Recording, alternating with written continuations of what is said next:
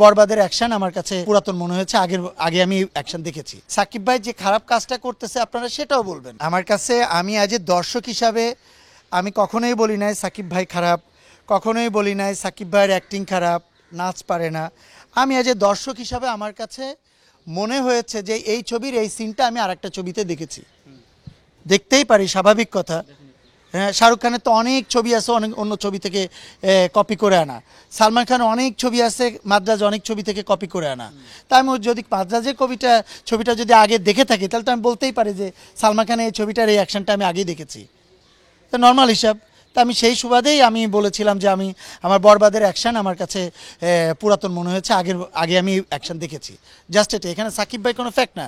সাকিব ভাই এমন একজন, আমরা এমন দর্শক হতে চাই এবং এমন দর্শক আপনারা হন যারা সাকিব ভাইয়ের ভালো চান। ভালো যেহেতু চান সেহেতু সাকিব ভাইয়ের ভালোটাও বলবেন, সাকিব ভাই যে খারাপ কাজটা করতেছে আপনারা সেটাও বলবেন। নাহলে আপনারা কেন বলেন যে এই হিরোইনের সাথে কাজ করা যাবে না? এই হিরোইনের সাথে সাকিব ভাই যেহেতু আছে, সাকিব ভাই যে কোনো হিরোইনের সাথে কাজ করলেও আপনারা সাপোর্ট করবেন, তাহলে তো তাই হওয়া উচিত, ঠিক না? তাহলে আপনারা কেন উক্তি করেন যে সাকিব ভাই হিরোইনের সাথে কাজ করা যাবে না? তো আপনারা ভালো চান তাই বিধায় বলেন। এমন আমিও ভালো চাই বিধায় আমার কাছে মনে হয়েছে যে এই জিনিসটা অনেকটা পুরাতন ছিল, আমার কাছে আরেকটু নতুন করলে ভালো হতো, আমার স্ক্রিন প্লেটা আরেকটু আপডেট করলে ভালো হতো, এরকম। আমার কথা হচ্ছে যে আমরা যারা আছি, যারা কাজ করতেছি, যাদের অনেক ভুলভ্রান্তি থাকে, কিন্তু একটা স্টেজে যাওয়ার পরে তখন ছোট ভুল করলেও ওইটা মানুষের চোখে লাগে।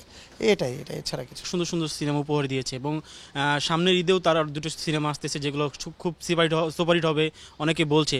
আপনার কাছে আসলে কি মনে হয় যে তার লুক, গেট আপ বা তার অ্যাক্টিং স্কিল আগে থেকে ডেভেলপ হয়েছে, বা তামিলদের সাথে বাংলাদেশের সিনেমা যে কম্পেয়ারটা করা হয় সেটা আসলে করা হচ্ছে বা উচিত করা? 100% করা উচিত। কারণ আমাদের দেশে ভালো টেকনিশিয়ান আছেন, আমাদের দেশে ভালো আর্টিস্ট আছে। সেক্ষেত্রে আমরা চাইলেই বানাইতে পারি, শুধু আমাদের মেধা, আমাদের সময়, আমাদের জ্ঞান, সব কিছু যদি সবার সাপোর্টটা যদি থাকে, আর্টিস্টদের সাপোর্ট যদি থাকে, টেকনিশিয়ানদের সাপোর্ট যদি থাকে, আমার মনে হয় সবাইকে কোলাবোরেট করে একটা কম্বিনেশনে এসে ভালো প্রজেক্ট করা সম্ভব। আর ভাইয়ার কথা কি বলবো, একটা আর্টিস্ট যত সিনিয়র হবে তত তার ভিতরে পরিপক্কতা আসে, তার অ্যাক্টিংয়ে ম্যাচুরিটি আসে। আর এখানে সাকিব ভাইয়ের ম্যাচুরিটি আসার কিছু নাই। আমাদের বাংলাদেশে তো নাম্বার ওয়ান যেহেতু উনি, সেহেতু ওইটা আর ওনাকে নিয়ে আর কোনো বিশ্লেষণ দেওয়ার মতো আমার কাছে কোনো অপশন নাই।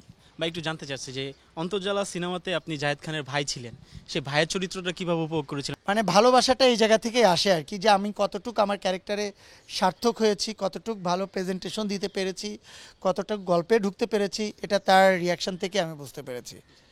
বর্তমান সময়ে জায়েদ ভাই আসলে দেশের বাইরে রয়েছে, তার সাথে যোগাযোগ কেমন হচ্ছে, বা ভাইয়ের সাথে সম্পর্কটা কি আগের থেকে গভীর হয়েছে, বা যোগাযোগ কমে গিয়েছে কিনা দেশে বেড়ে থাকায়? না, অ্যাকচুয়ালি তার ফ্যামিলি থেকেই মনে করে যে আমি তাদের ফ্যামিলির একজন ছোট ছেলে। আবার আমিও মনে করি যে জায়েদ ভাই আমার বড় ভাই। তার সঙ্গে দিনে 2-3 বারই কথা হয় অ্যাকচুয়ালি। আর রাত্রেবেলা তো ঘুম থেকে আমার যখন উনি তো ঘুম থেকে ওঠে হচ্ছে 8টা, 7টা, 8টা, 9টার ভিতরে উঠে যাই। আর 7টা, 8টা, 9টার ভিতরে যখন ওঠে তখন আমার এখানে রাত 8টা, 9টা বাজে। তা তখন 9টা, 10টা বাজে। তখন উনি জিমে যাওয়ার প্ল্যান করার সময় তখনই উনি ফোন করে, কই আসিস, কী করিস, কী অবস্থা না অবস্থা। আর খুঁটিনাটি তো নালিশ থাকতেই আছে, ওইখানে কে কী করতেছে, কার কী প্রবলেম হইতেছে, কে কী ঝামেলা করতেছে, কার অ্যাটিটিউড কী। আমাদের আর্টিস্টরা যারা যায় ওখানে, যাওয়ার পরে তো এক একজন এক এক দিকে মুভ করে, কারোরে ভালোটা বলার ট্রাই করে, সে শোনে না। এই সব নালিশ আর কি আমার কাছে করতে থাকে, যে ওরা আমি এটা বললাম ওর শুনলো না, ওরা আমি ওইটা বললাম ওর শুনলো না, এই সেই অনেক কিছু আর কি।